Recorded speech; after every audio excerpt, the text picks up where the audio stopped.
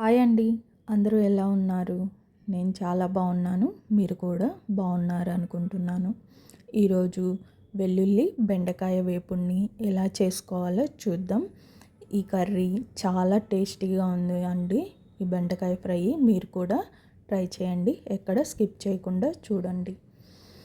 ముందుగా ప్యాన్ తీసుకొని అందులోకి ఆయిల్ వేసుకొని తాలింపు గింజలు వేసుకొని బాగా ఫ్రై చేసుకోవాలి.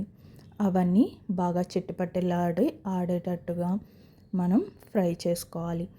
ఆ తర్వాత బెండకాయల్ని మరీ సన్నగా కాకుండా కొంచెం మీడియం సైజులో కట్ చేసి పెట్టుకొని మంచిగా ఫ్రై చేసుకోవాలన్నమాట.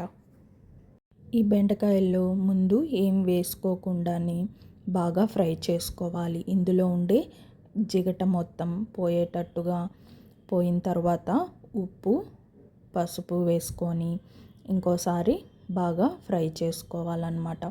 ముందుగా మనం ఈ ఉప్పు పసుపు వేసుకుంటే అందులో ఉండే జిడ్డు పదార్థం ఇంకొంచెం ఎక్కువ అవుతుంది. అంత మంచిగా ఉండదండి టేస్ట్. సో బాగా ఫ్రై చేసుకోవాలి. దీనిలో ఉండే జిడ్డు పదార్థం మొత్తం పోయిన తర్వాత మనం ఉప్పు పసుపు వేసుకోవాలి. ఇప్పుడు వెల్లుల్లి కారం ప్రిపేర్ చేద్దాం. అందులోకి ఒక 10 వరకు వెల్లుల్లిపాయలు, ఒక 3 స్పూన్లు కారం, ఒక స్పూన్ జీలకర్ర వేసుకొని కొంచెం స్పూన్తో కలుపుకొని తర్వాత మిక్సీలో గ్రైండ్ చేసుకోవాలి. అంతేనండి, వెల్లుల్లి కారం మనకి రెడీ అయిపోయింది. బెండకాయలు ఒక 75% వేగిన తర్వాత నేను ఒక ఉల్లిపాయని సన్నగా పొడవుగా కట్ చేసి పెట్టుకొని ఇందులో ఈ బెండకాయలో వేసుకొని ఇంకొంచెం సేపు ఫ్రై చేసుకుంటున్నాను. ఆ తర్వాత కరివేపాకు ఆకుల్ని కూడా వేసుకొని ఫ్రై చేసుకోవాలి. ఇవన్నీ బాగా ఆయిల్లో ఫ్రై అవ్వాలన్నమాట.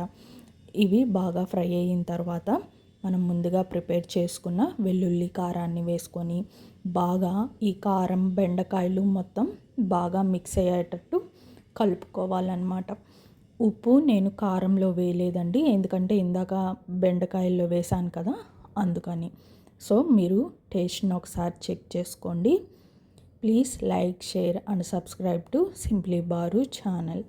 Thanks for watching. మీరు ఈ రెసిపీని ట్రై చేయండి, ఎంజాయ్ చేయండి. మీ అడ్వైసెస్ ఏమైనా ఉంటే కమెంట్ బాక్స్లో చెప్పండి, మనం డిస్కస్ చేసుకుందాం.